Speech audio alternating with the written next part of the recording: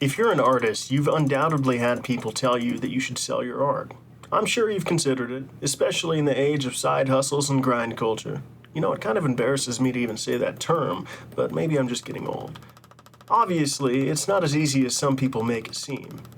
I've been trying to do it for years now, and I've barely broke even. Now I'm coming at this from the perspective of metalworking, namely what they call artistic blacksmithing.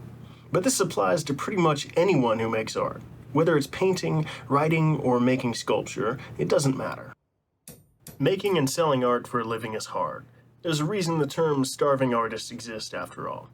Now this isn't a video trying to discourage you from making your passion your income. I'm just trying to give you a realistic perspective on it. I've had lots of friends struggle to make a living with art. It's sad to see so much hard work go into something they're passionate about that just doesn't pan out the way they'd hoped. We've all heard that if you find something you're passionate about, you won't work a day in your life.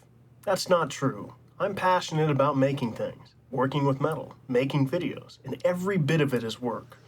Sure, it's more fulfilling than a warehouse job, but it's definitely a grind. You are going to need to work hard if you want to make something out of your passions.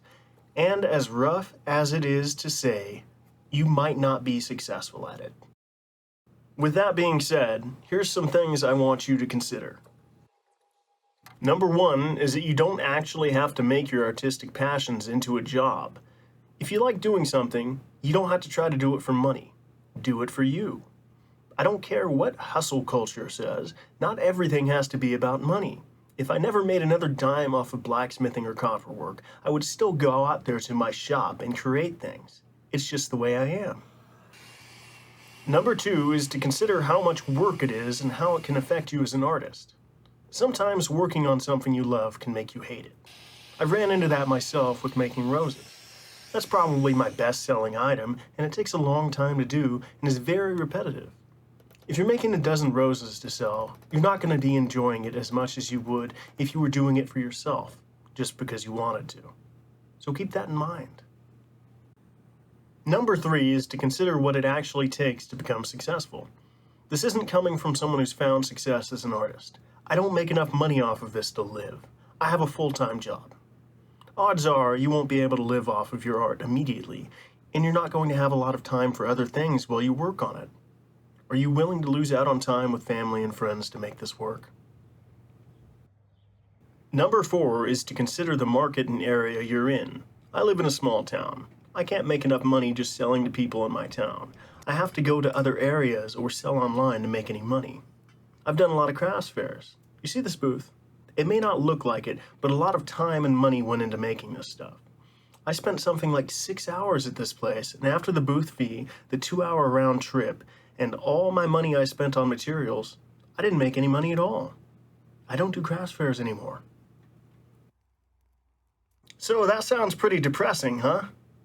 I don't want you to give up in your artistic endeavors. I want you to be realistic about them. If you want to try to sell your art for a living, here's my advice. Take things slow. Your situation is going to be different from others, so adapt to your situation. Try things a little differently and don't be afraid to fail. Now, probably the most important thing is to find someone who makes a living off of what you want to do and pick their brain about it. For example, I joined the California Blacksmith Association so that I could surround myself with other blacksmiths and learn from them. Look into groups for your niche and I'm sure you'll find something. There's a group for everything. Even if it's just online, find your people.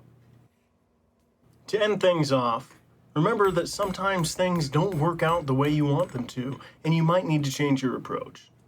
My approach went from selling what I make to making videos about what I'm passionate about and trying to make money off of that. We live in an interesting time where you can make money off of just sharing bits of our lives online. You can take advantage of that too. You probably already have a phone, might as well record some of your artistic process and upload it too. So far, I feel like I'm still learning how to navigate this content creator thing, but it's fulfilling nonetheless, and I have made some money off of it. Though I think fulfillment is more important than the cash at this point.